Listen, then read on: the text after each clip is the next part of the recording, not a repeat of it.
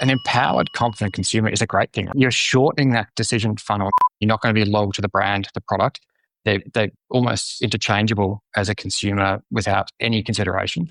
So price is the key factor. Who are your competitors? Who are the other retailers that are going after that same customer, same product range, and a similar pricing strategy that have that sort of equal footing as you? Hey, it's Nathan Bush, or Bushy, joining you from the land of the Turrbal people here in Brisbane, Australia. I'm not sure if you know, but there are about 100,000 Australian customers every day who are searching price comparisons either through a browser tab or through their mobile phone scanning products on shelf. Those 100,000 customers are using a platform called Zyft. Zyft. And today I am lucky enough to be joined by their CEO, Richard Stevens, who has been in the hot seat for 6 months, but already having a tremendous impact. They've just raised $7.5 million, taking their total valuation to $37.5 million, which is awesome as an Australian tech startup. Today, Richard joins me to talk us through how Zyft works, both for customers in being able to research and find the lowest price in market, but also for retailers in being able to access that data of when customers are looking for those bargains and who's coming up most often. It's a really fascinating chat. We also dive into the psychology of pricing. And to Richard's credit, he talks about why price is so important, but it is just one lever out of the whole retail game, but it is critical to get right. So as we come up to peak season, peak discounting season, and you probably want to keep a really close eye on your competitors' pricing and the drops at this time, this could be the episode that helps you stay on top of your competitors' actions and helps you price your products in the market for the right customer at the right time. All right, let's get into it. Thanks to Shopify and Klaviyo for sponsoring Add to Cart. Here's Richard Stevens, CEO of Zyft. Richard, welcome to Add to Cart. Thank you very much. Great to be here. Awesome to have you here. 6 months in the role as CEO of Zyft. What brought you on? What got you excited about this opportunity? Well, how much time do we have? I think The whole hour. Okay, well, let's take our time then. But I think there's a few things that really stood out. And when I think about where my career's come from, but first and foremost, the business is an exciting one. It's in a space that's all topical. It's delivering solutions which are at leading edge, and equally there's an amazing team behind it. So to join a great bunch of people makes it fun to turn up to work each day. So I think there's a few things, but knowing that we're delivering a solution that's designed to add value and make the shopping experience easier, it's just a fun space to be. Well, we shouldn't keep our listeners waiting. Can you give us the elevator pitch on what Zyft does and the role it plays in market? Absolutely. Something I have had a bit of practice at over the last 6 months. So Zyft has been around for a few years now. So actually just over 5 years. Its purpose for being is to make the shopping process easier, more confident for the consumer, make that process of knowing that you're buying a product at the right time from the right retailer at the right price, just easy. And building out the tech platform behind that is obviously harder to do than it is to say. But that's what the team have been toiling away at over the several years. It's just building out a class-leading solution. So it's a shopping assistant for consumers who know that when they're ready to shop, whether that be on their couch in their living room at home or in store, making sure Zyft has a solution that they can use, whether it be app or browser extension, to make that purchase with confidence. Equally, it's a retailer-focused solution as well. We want to make this a level playing field. We want to make sure that the right retailer at the right time can get that sale, and it is not favouring one over the other based on marketing spend, capabilities or capacities, that is genuinely adding that value to both sides. Yeah, okay, that makes sense. So it exists as a Chrome plugin, which I was playing around with before, as a price comparison when you're shopping online. And it exists as a standalone app as well, so you can use it in store. Is that right? That's right. So it's a Chrome extension plugin and also Safari. So it does work for those Apple users out there, the one or two that there are. But then we also have apps for both Android and Apple. So exactly as you said, consumers can be naturally searching for their product when they're at home to work out what they're going to buy, what they think they're willing to pay for it, doing that normal research, and Zyft will be there by their side to help them navigate that path of where they could, should, might go to get the right deal. But equally in store. So the app has barcode scanner and other things so that when you're at the point of making that purchase in store, you can still do so with confidence. Awesome. Okay. And I had a good play around with it. And I've got some questions around the functionality from both a customer's perspective, but also from a retailer's side. But obviously, you guys are just on a tear at the moment. Just raised $7.5 million, taking the valuation to $37.5 million, which is amazing for an Australian tech company. We always love seeing those stories out in market. So congratulations there. And I saw that you've got now 100,000 products being searched every day from over 50,000 retailers you've got indexed.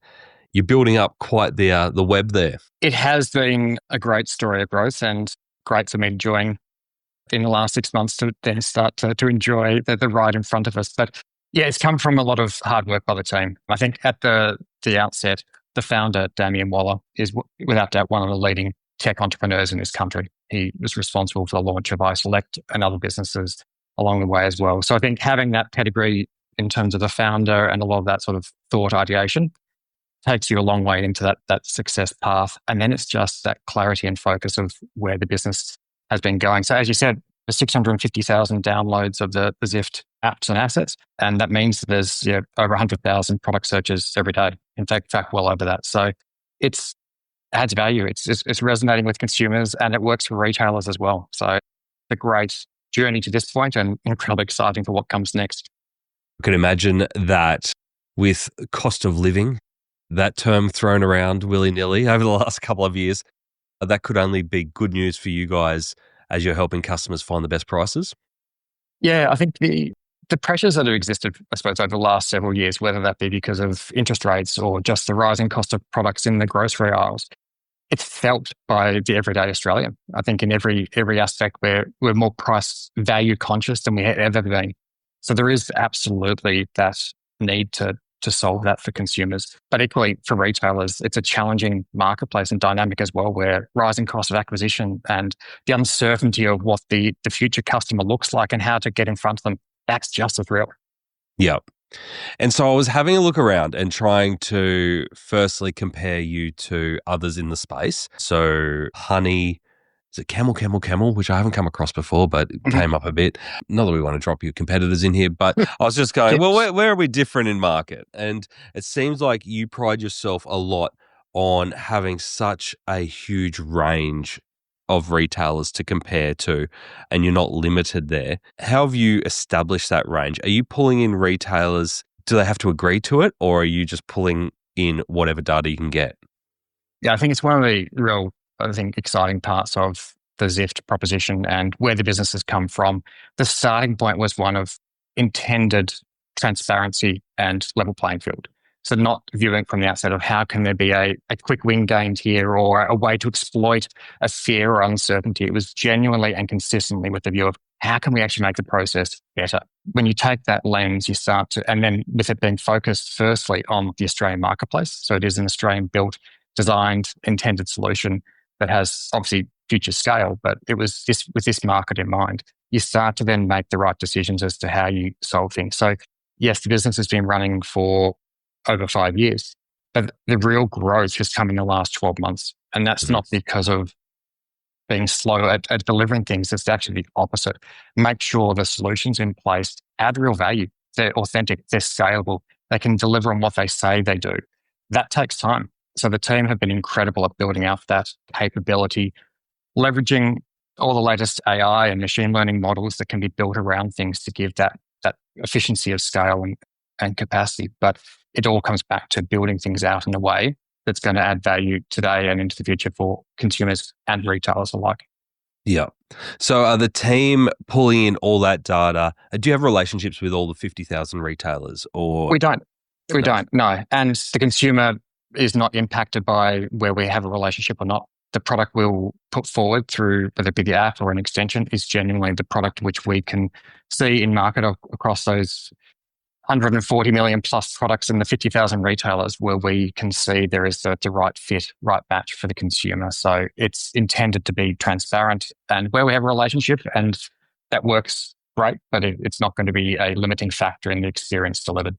Yeah, okay. So built for consumer first in mind.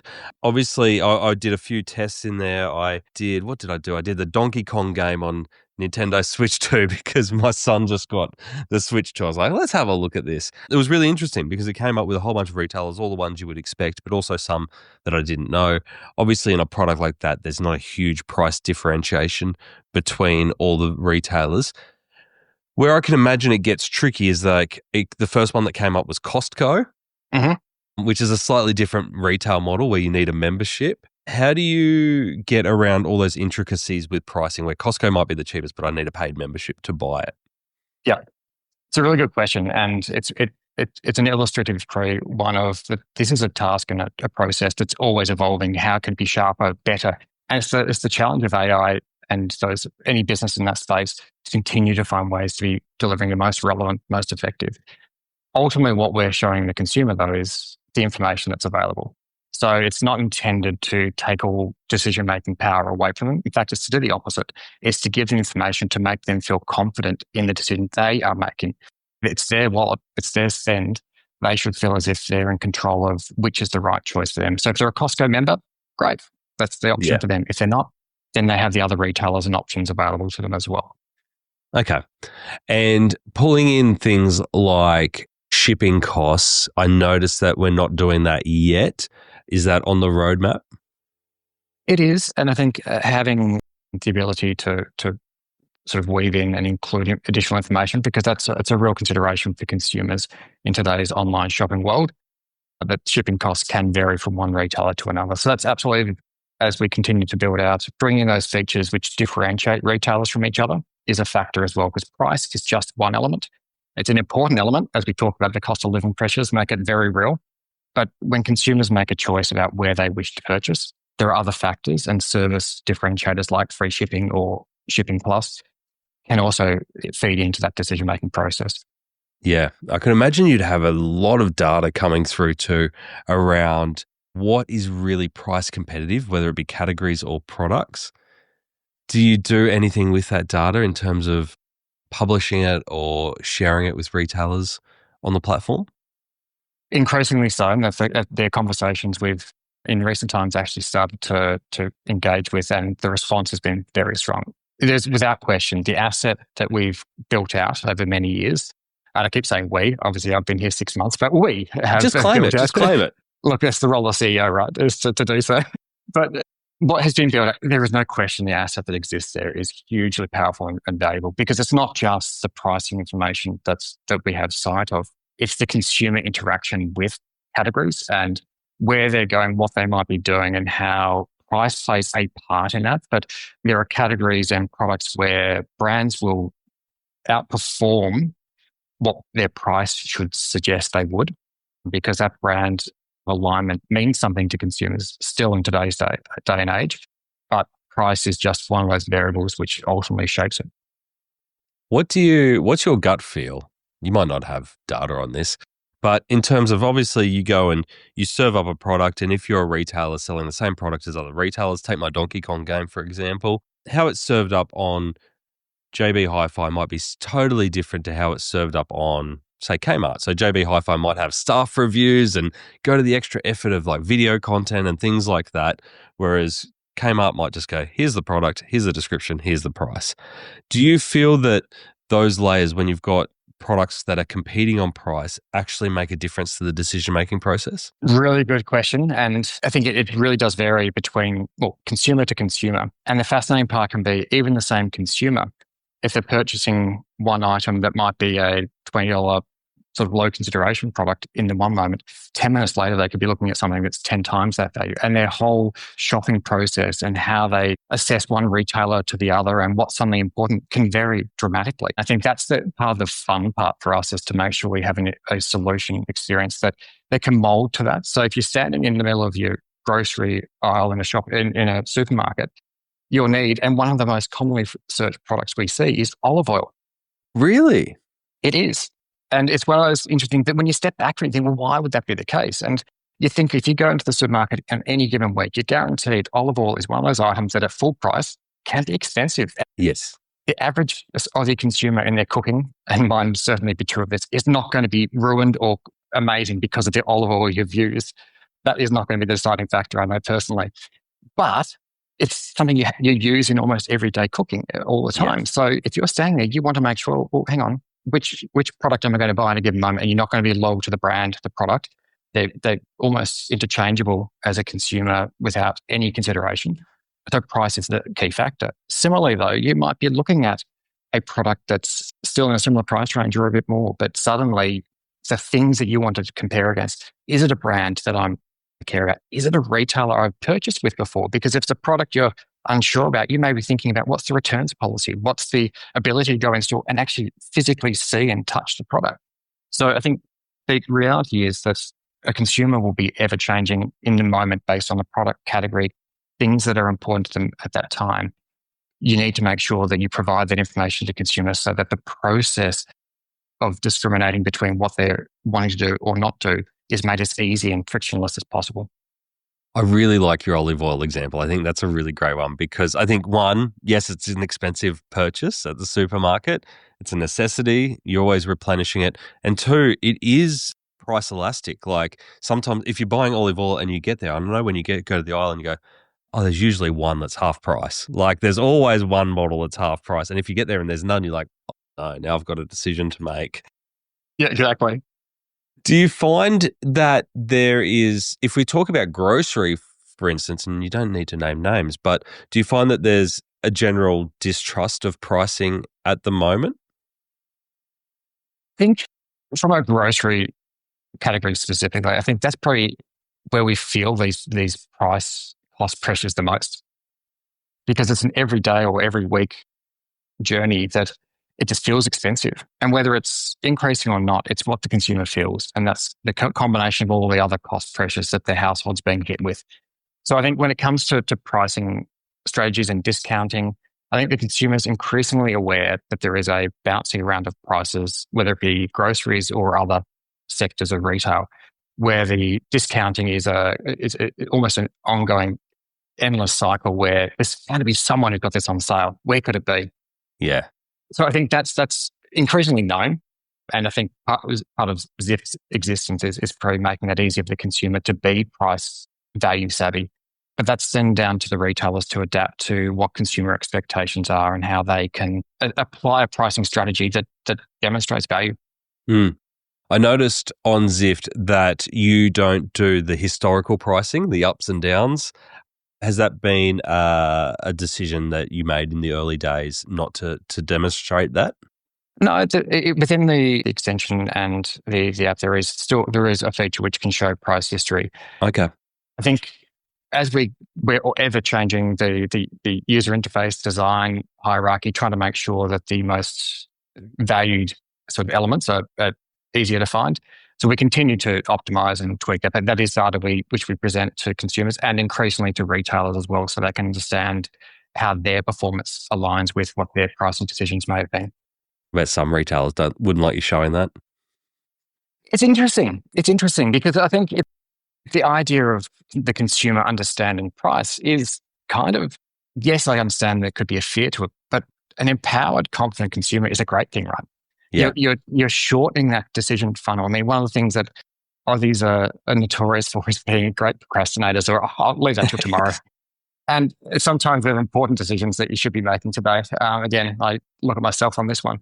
But when you think about it, look, consumers are using tools nowadays. I mean, I think in the last year alone, I think the use of AI in the shopping experience has increased in Australia by 45%. So it's happening.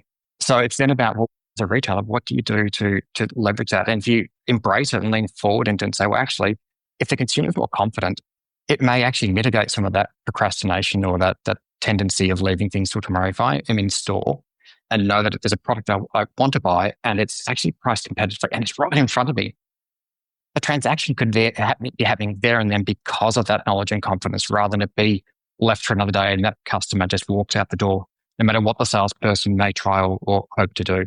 So I think it's about accepting that what consumers are looking to do, how can you use that as a retailer to your advantage? Yeah. And how do you not just be price competitive all the time? There's other ways to be competitive. There's Absolutely. other levers to pull. Absolutely. And that service differentiation and the features which as a retailer differentiate you from your competitor, it's a real thing. Consumers aren't just clicking things randomly. Yeah, They're yeah, yeah. far more, I suppose, engaged with what they're doing. So differentiation matters. It's how you surface that. It's an interesting space that you're in because you've got the homemade solutions down one side. So if I take I think he's called the Price Check guy, is big on TikTok and has his little Chrome plug-in, and I use it. I think it's kind of cool what he does because he can call out anyone he wants. He doesn't care. He's very independent. And then you've obviously got the Googles of the world who have their Google shopping and price comparison in that, which is at the next level.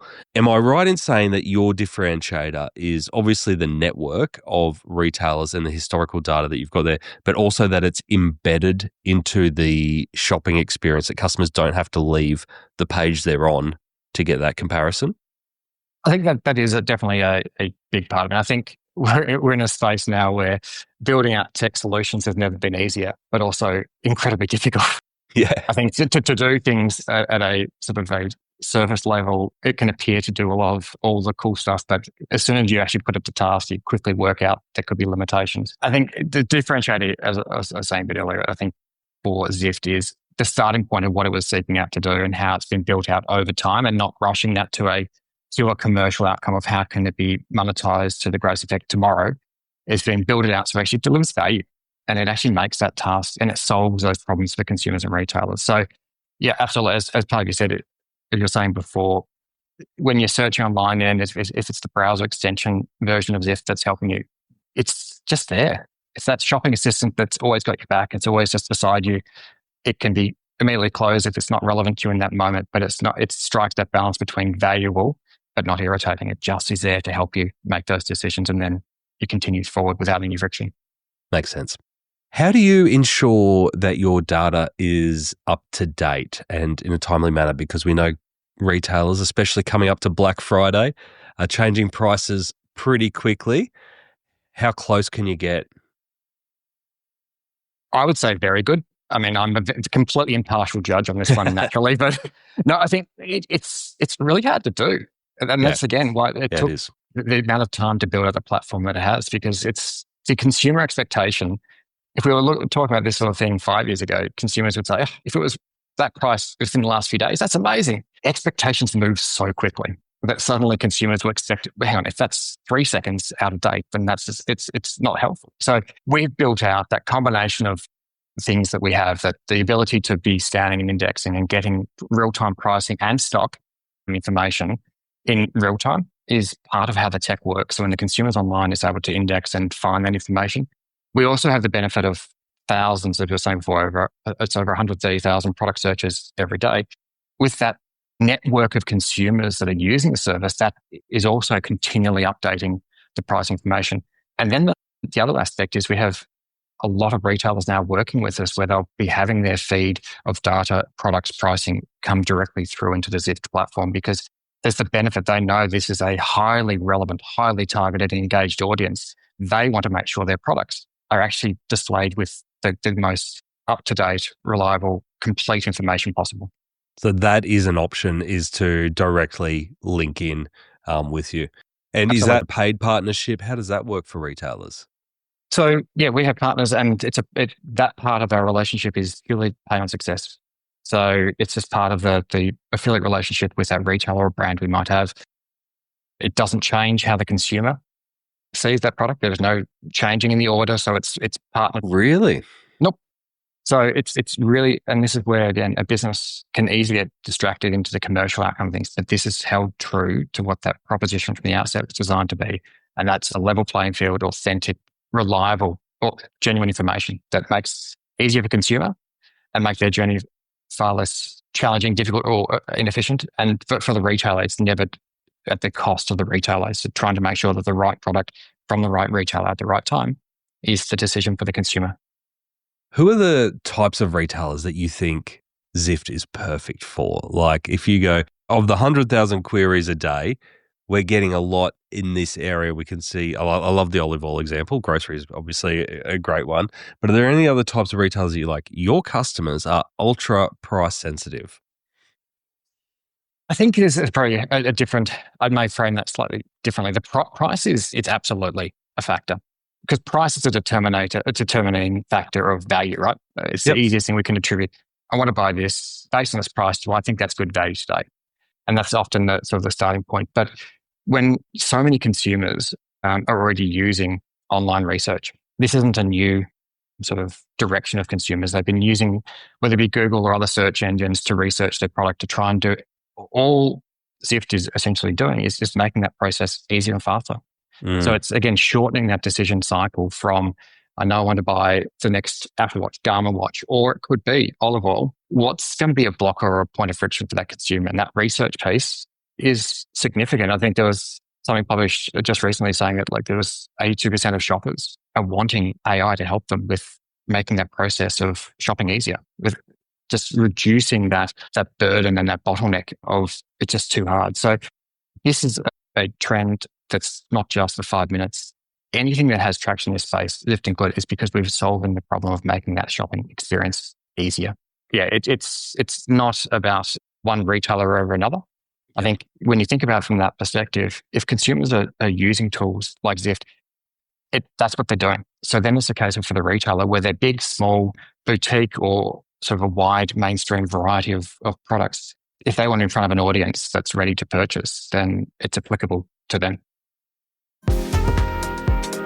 Decuba's mission is to leave the world more amazing than we found it. So what does that look like? It means prioritizing sustainable practices, empowering amazing people, and sending less rubbish emails. With the help of Klaviyo, Decuba have been able to do exactly that and achieve 34% growth in revenue from Klaviyo flows. With Klaviyo, Decuba has been able to confidently send more emails, knowing that they will be valuable by responding to omni-channel behaviours and targeting at-risk and high-intent shoppers differently and growing lookalike audiences. See, the world doesn't need less email, just needs amazing email. To explore how Klaviyo can grow your e-commerce business and to see more case studies like this, visit klaviyo.com/au.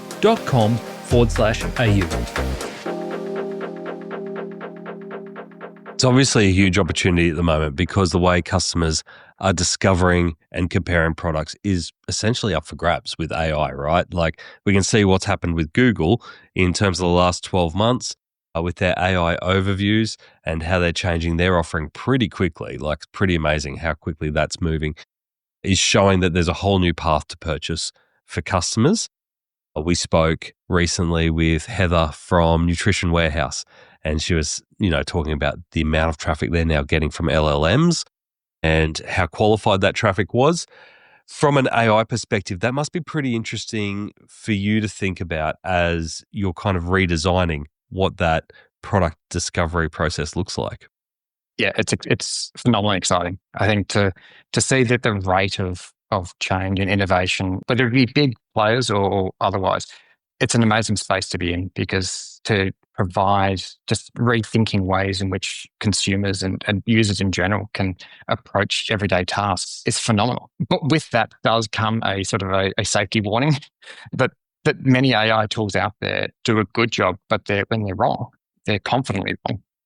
So it's about making sure that the tools being used are actually purpose-built for the task at hand. A lot of tools out there, again, big providers or otherwise, that will give a good generalized view on something.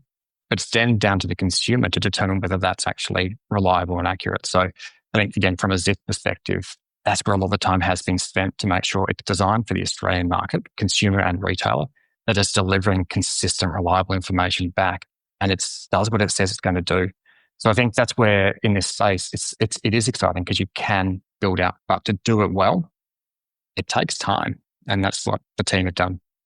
I bet you feel that pressure of time too when you've got investors now and AI is moving so fast and there's lots of big headlines out there. How do you feel around that balance of doing things right for the customer and the speed of change?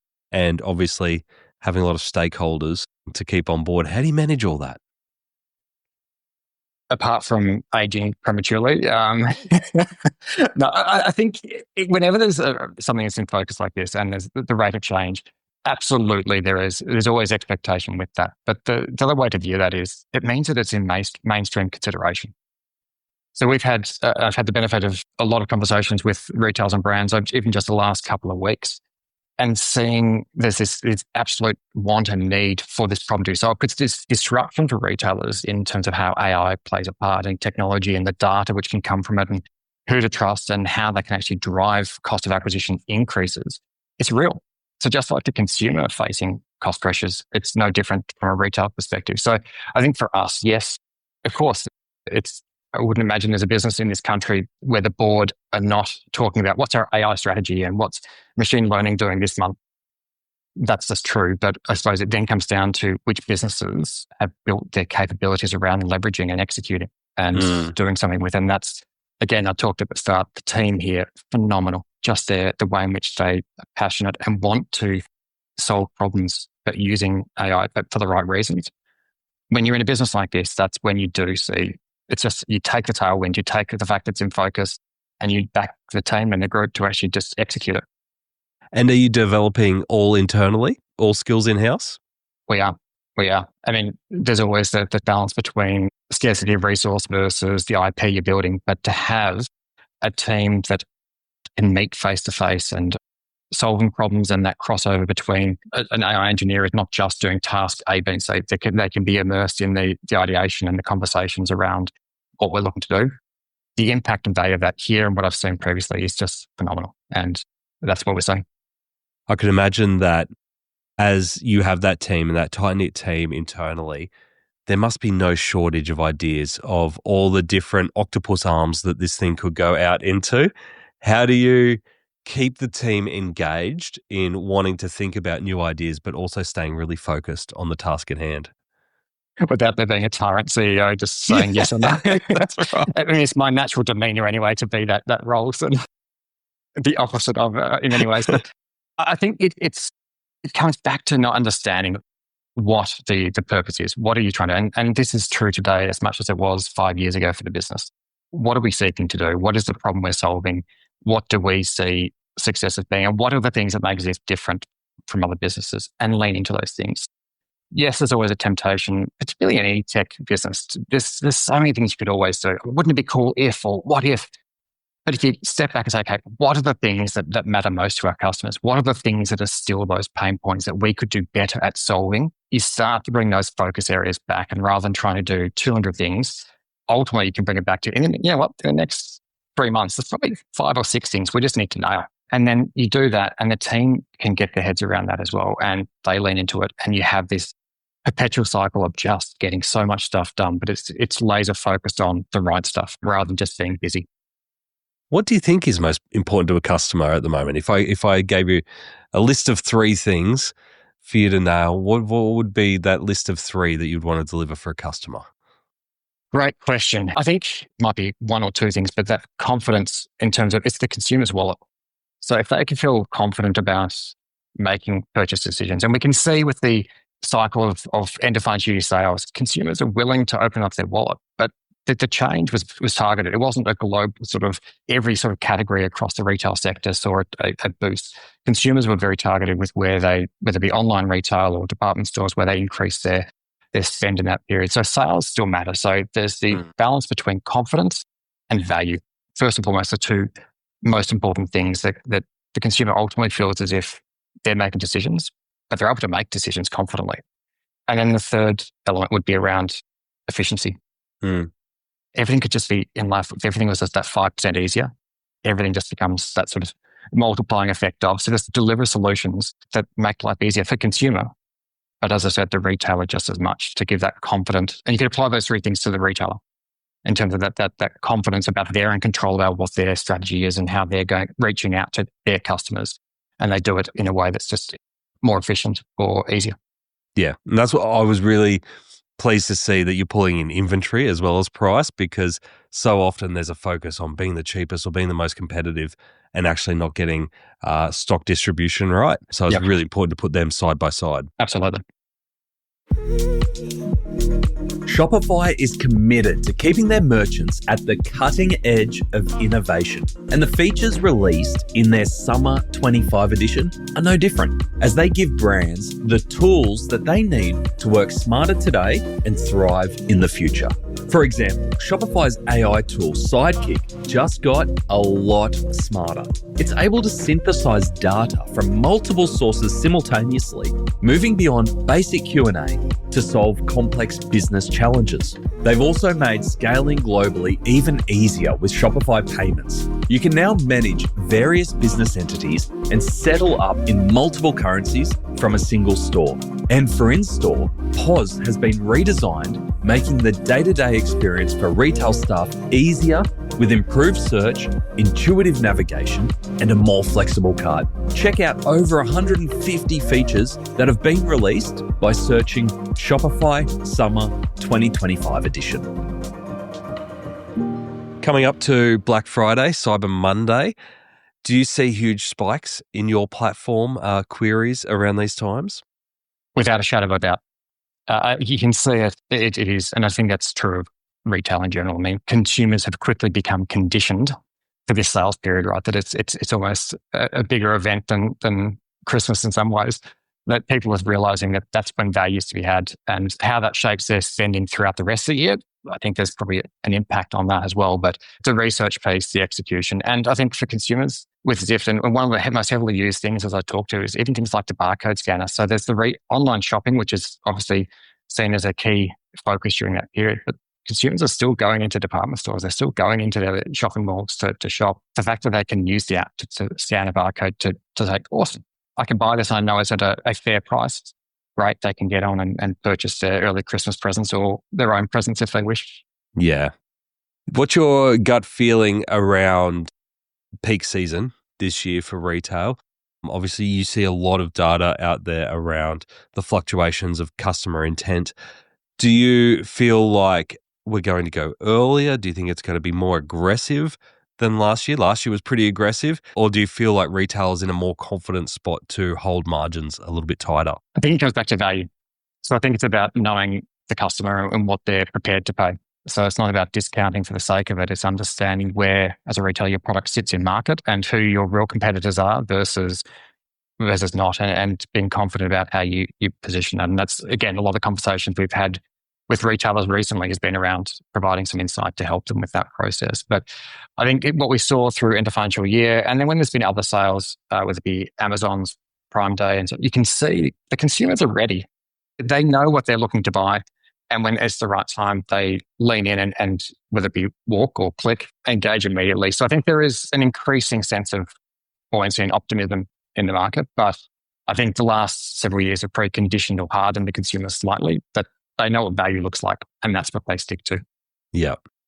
Is there a temptation to go down the wish list path? So for those customers that are in between sale periods, they might be researching something and go, oh, it's a bit out of my range at the moment. I wouldn't mind keeping an eye on where that goes. Yep. Is that a consideration? Absolutely. And it's actually a feature we released recently to have that price drop notification. So it's that view of the sort of always on shopping assistant again, that if you're looking to buy a product and it's still slightly higher than what you're able to pay, you put the notification in. As soon as Zyft detects the price has reached that threshold, we ping a notification. The consumer can go through and click or walk into store and complete that transaction. So it's a win for the retailer. So they drop the price, they get that immediate reconnection, and they're not having to pay for that marketing outreach. And for the consumer, it gives them the confidence that if there's only a certain price point they're able or prepared to pay, that they can set that and they'll know when it's available. Brilliant. Richard, I'm going to ask you for tips. So assume you're talking to retailers out here around their pricing strategy and they're setting it up for 2026 and they're thinking, how do we be more competitive in the market? Maybe cost of living isn't such on the tip of the tongue of customers. As interest rates come down, we're kind of loosening up a little bit and we're feeling a little bit better about ourselves. What would be your advice to retailers in the Australian market around setting pricing strategy into the coming year?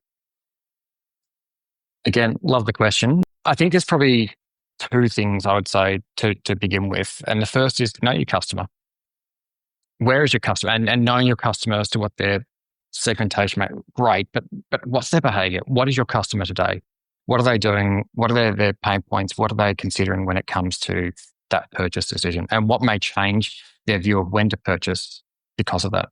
If you can have an understanding of that and how that then relates to price is an important connection to work with. The second part is then who are your competitors? Who are the other retailers that are going after that same customer, same product range, and a similar pricing strategy that have that sort of equal footing as you? Then you can combine those things and say, well, what do I need to do as the retailer to win that customer, win that business? And the answer to that will vary by category, it will vary by retailer. But to do that, it's about getting access and understanding the data. And who do you trust with that insight? And that's why more and more retailers are approaching us to say, can we get access? Can we have help with understanding our sector, our consumers or the competitors better? And that's allowed us to have those really interesting and deep conversations and presents opportunities. But if you can understand those elements and then work out what data you need to fill in the gaps, then as a retailer, you can at least go into the next chapter with confidence saying, well, all these things will likely play out to the successful outcome that you'd hope for. Well, I could imagine even as a retailer, if you're signing up to Zyft and you've got that active as you're working on your own site, being able to see at a click of a button where every other retailer's at price-wise, that's pretty powerful to have there. And the consumer intel on top of that. And that's, again, one of the things that we had the benefit as part of this asset to look at, that you don't, for many retailers, being the cheapest isn't necessary. So you don't need to give away excess margin just to be in the pursuit of cheapest, because consumers are more savvy than that. They're making decisions. If you're buying, I know if I'm buying a Garmin watch or an Apple Watch or anything that for me is a bigger expense, personally, I wouldn't necessarily go with a retailer I've never heard of just because it's cheapest. I'll look for price and then say, I actually know that retailer. I can actually walk into that store. Great. I want to see the product. So understanding that competitor set piece versus the consumer behavior is important, because price is a lever. But you don't need to necessarily be cheapest to win that business. And knowing which competitors you're actually competing with, because you'll give a beautiful, big, long list of all the prices and all the retailers, but there are some in there. So say you're an omnichannel retailer, you're like, actually, well, that's our strength, is that customers can choose to pop in their car and be here in 10 minutes and get it. Whereas some obscure retailer that's drop shipping it, that's a different proposition. We don't have to compete on that. Absolutely. And the beauty for us is we can see what the behavior of consumers is. So we can see that sort of tracking of price history over time for that product. What have the consumers actually done? Which retailers did they click on and go to as a result of that? So it's that balance of not just the pricing information, but what did the consumer do? What was their thought process? Because ultimately, that's the heart and mind you're trying to win. Really powerful. From a data perspective, you mentioned it before, you're sitting on a goldmine there of data that retailers would love to have access to. Do you also have first-party data from your users? Because I was obviously able to install the Chrome app without signing up to Zyft or creating an account. Is that the same on the app? That's right. In today's space, there hasn't been a need. So we've kept the bar as low as possible for consumers to use the asset. The idea of having a sign-in process is something we've toyed with, but it would be done only if there was a value exchange. So by having a profile, suddenly that makes it possible to deliver features or additional things that are genuinely of importance to consumers. So again, going in position is always make the process for the retail and shopping easier and frictionless for consumers and give the retailers the best chance of winning that transaction today. So that is always sort of the bar has to clear. If we were to put a feature like profiling, it has to clear that bar of, but how does that benefit both sides to do so? So it's been a conscious decision to keep it that way. But as we continue to build out the features and solutions, then things like that are likely to evolve, but it would only be with there being genuine value in return. Yeah, I like that idea. I like the idea that you're adding to the shopping experience, not adding another barrier. Yep, absolutely. Yeah. All right, next 12 months then. What's on your radar for yourself and the Zyft team? What are the top priorities? Lots of exciting, fun times, as I will keep telling the team. But I think... Yes, it's fun. It's really fun. You're going to enjoy this. It's just this mantra. If you keep saying it long enough. No, but it is. I mean, I was saying this to the team just the other morning, that at this stage of growth in the business, and I've had the benefit, and I've felt that through my career, I've sort of been very fortunate to ride the evolution and growth of digital product and digital marketplaces. So I've felt that my career has always had this moment of serendipity in terms of it just being the right place at the right time, and to have been involved in a lot of really interesting, sort of high growth, exciting businesses. When you get to the point of moving on to your next chapter, your next role, you look back at sort of moments and think, what was the best part of that journey? And it's right now. It's right now when you get to that period of there is almost infinite possibility scale in the Australian market before you even think about anywhere else. But you start thinking, well, that is what everyone would seek to be if you have this ambition to be part of a scale up and in the tech space and sort of the evolving opportunities of AI, then all the ingredients with the product fit, the work that's gone in to make sure it's relevant, the team that are here, and then the third part is then having confidence that the group are going to be capable of executing. Yeah. And then you say, well, the next 12 months, well, it's kind of what opportunity doesn't feel real or the potential for, but it's going to be without doubt fast paced and hard work for the crew. But they've been doing that and they continue to rock up each day with a smile on their face. So either they're drinking the Kool-Aid, but I genuinely believe it's because what we're doing and what we'll be doing over the coming year is hugely exciting for both consumer and retailer. And I think the retailer part has been really amazing to see, particularly in recent times, just the brands and the big retailers and small retailers that are leaning into this, actively wanting to have a conversation to say, what's Zyft doing? How could we work together? This isn't having to bang down doors and say, please speak to us. It's a welcomed, lent into discussion that we're having, which just makes the period ahead feel so exciting and not just optimistic, but it's fun. Yeah. Well, it's almost the opposite of banging down doors because I even went on your website. It's obviously a consumer website. It's brilliant for the consumer, makes it really easy to know how to get access, how it works, etc. I was like, okay, if I'm a retailer wanting to partner, I'm like, where do I go? There's not even a retailer section. There's one link that opens up an email address. Is that fair? Yeah. You may have tapped into a conversation we were having as a team a couple of weeks ago. So now it does make me unnerved to think about what else you know, but you've obviously been able to do your research. No, it is true, I think. And that's where a business of this scale and size, that's where you just have to wear those things a bit in terms of, and be comfortable with the imperfect. Having a section for retailers is absolutely something we'll be building into the website and making it easier thing to navigate. But the reality is there are always things when you look at, you think, that's what's missing. And it comes back to the team and how the team respond to that. Do they think, oh, we've got another thing to add to the list of things to do? Yes. Or do they go, awesome, yeah, we could do that? It wasn't a criticism. It was more of a reflection on the theme that's come through the conversation is that you're building this to help the customer first and foremost. I think there's always, when you have that sort of two-sided marketplace approach, there's always that question of who's your real customer. And I do think in this instance, both need to be receiving value for it to work. It is that sort of driving sort of relationship between the two. But first and foremost, you have to have an audience. You have to have, and as I was saying, that audience not only gives value to retailers, but it also gives that sort of self-building data power for us to continue to get stronger and stronger intel and product information. So the consumer piece absolutely has been the primary focus over a period. But yeah, retailers, they're still important to us. Well, with over 100,000 product searches every day, this should be on most retailers' radar. So if we've got retailers listening and they want to get in touch with yourself or the team, what is the best way to do that? Reaching out to us directly we're always available. So whether that's to myself or the head of our sales team, everyone on the team is always available for those discussions. So it's reaching out directly to us, whether that be through email, LinkedIn. Carrier pigeon is probably still an option, but we'll be available to have those discussions because we genuinely want to be able to unlock that value for partners. So there's no long list of ways you have to jump through hurdles to get to us. We're here. Awesome. Richard, thank you so much for joining us today. Congratulations on the first 6 months. Incredible story so far. And like you said, I think you're in that sweet spot of growth and the exciting time that's happening. So I'm really, really interested to see what happens next. Thank you for taking the time today. Appreciate the chance. Thank you. I'm not sure if that helped or maybe created a little bit more anxiety around how price sensitive customers are and the lengths that they're going to make sure they get the best deal every time. We can't be lazy around pricing because customers certainly aren't.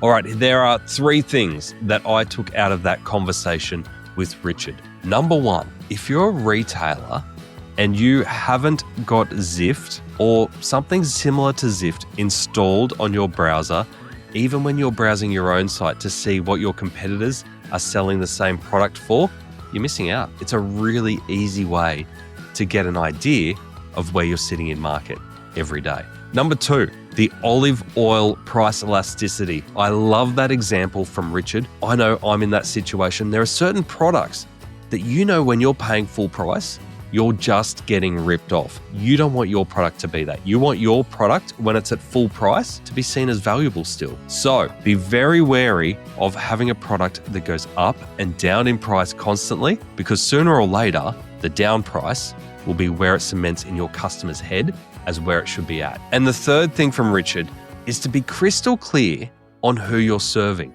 I think one of the most difficult things around that model, and where a lot have failed before, is that you've essentially got two parties here. You've got customers and you've got retailers. Many that have come before Zyft have tried to do both equally. Richard and the team have definitely gone down the path of making sure that it's helping customers and not getting in the way. It's actually adding to the experience. That's the first mission, knowing that if they get that right, the retailers will come. As Richard said, it's never been more important to know your customers, so start there first. I hope you got a lot out of that episode. We are going to put the link to Zyft in the show notes and the blog post here, as well as the link if you want to reach out to Richard and the team, maybe to get hold of some of that very special data. Now, if you're passionate about e-commerce and your career in e-commerce, make sure you jump on over and join our Add to Cart community. You'll find the link on addtocart.com.au. It is free to join, and it's a space that we've created that you can come in and ask any question around e-commerce. And we have over 500 e-commerce experts in there ready to answer with you. We love discussing nerdy e-commerce stuff, so come on and join us, and we're there to help you on your e-commerce journey. As always, if the episode that you listened to today was useful for you, please hit the subscribe button, whether you're listening from Spotify or Apple. That really helps keep us in your feed and keep you up to date with the latest in e-commerce. I'll see you next time.